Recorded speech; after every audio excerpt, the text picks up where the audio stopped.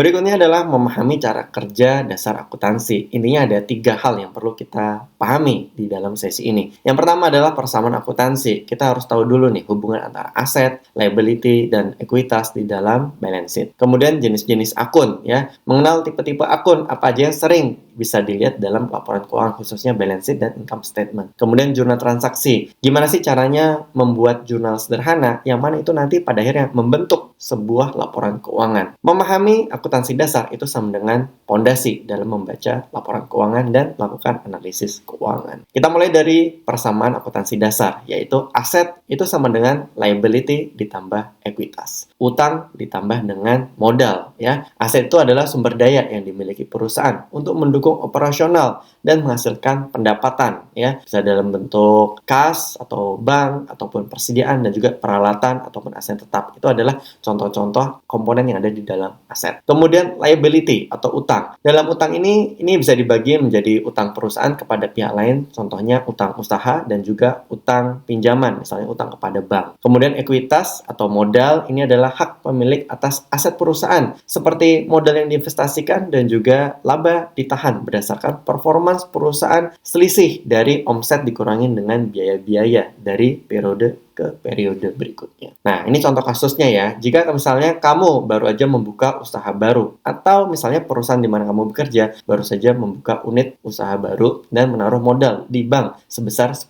juta, ya. Maka nanti catatannya ya, dengan asumsi persamaan tadi aset sama dengan utang ditambah modal, maka bentuknya seperti ini ya. Saldo uang di bank itu bertambah sebesar 10 juta dan dari sisi ekuitas saldo modal juga bertambah sebesar 10 juta. Kemudian contoh kasus yang kedua, misalnya dengan uang perusahaan yang udah ada tadi ya, kamu membeli persediaan barang untuk dijual sebesar 5 juta. Maka uang di bank tadi yang asalnya 10 juta berkurang 5 juta ya, sehingga saldo uang di bank ya di aset itu tinggal 5 juta dan bertambah saldo persediaan baru sebesar 5 juta. 5 juta tambah 5 juta, total asetnya masih 10 juta. Dan dari sisi liability ditambah dengan ekuitas itu masih sama dengan 10 juta. Jadi secara persamaan masih equal ya. Dan contoh kasus ketiga, misalnya perusahaan kamu meminjam uang dari bank ya sebesar 100 juta untuk membeli mesin. Mesin ini termasuk dengan aset tetap di dalam aset. Karena adanya pembelian mesin sebesar 100 juta, maka ini muncul nilai mesin tadi ya. Dan juga dari sisi liability tambah ekuitas itu juga bertambah sebesar 100 juta di bagian saldo utang bank. Kita bisa lihat di bawah total aset ya dengan total liability ditambah ekuitas itu sama-sama 110 juta. Sekarang kita lihat macam-macam akun yang ada di dalam laporan keuangan balance sheet dan juga income statement ya. Yang pertama aset ya. Aset ini di dalam balance sheet. Aset ini terdiri dari dua ya, aset lancar dan aset tidak lancar. Aset yang lancar ini contohnya adalah aset yang bisa dicairkan menjadi cash dalam kurun waktu kurang dari 1 tahun ya. Contohnya cash, piutang usaha dan juga persediaan. Ada juga non-current asset yaitu aset jangka panjang yang bisa dicairkan lebih dari 1 tahun ya. Dan ini tujuannya non-current asset biasanya untuk mendukung operasional bisnis. Contohnya adalah aset tetap dan juga investasi jangka panjang. Kemudian di bagian liability, ada current liability dan juga non-current liability, yaitu utang jangka pendek dan utang jangka panjang. Dalam utang jangka pendek ini adalah kewajiban yang harus dilunasi kurang dari 1 tahun atau short term debt. Sedangkan non-current liability ini adalah utang yang jatuh temponya lebih dari 1 tahun atau long term debt. Dari sisi ekuitas, kita biasanya dibagi menjadi dua, yaitu common stock atau modal awal dari sisi investor, pemodal atau pemilik bisnis, atau nanti investor retail kalau misalnya perusahaan yang udah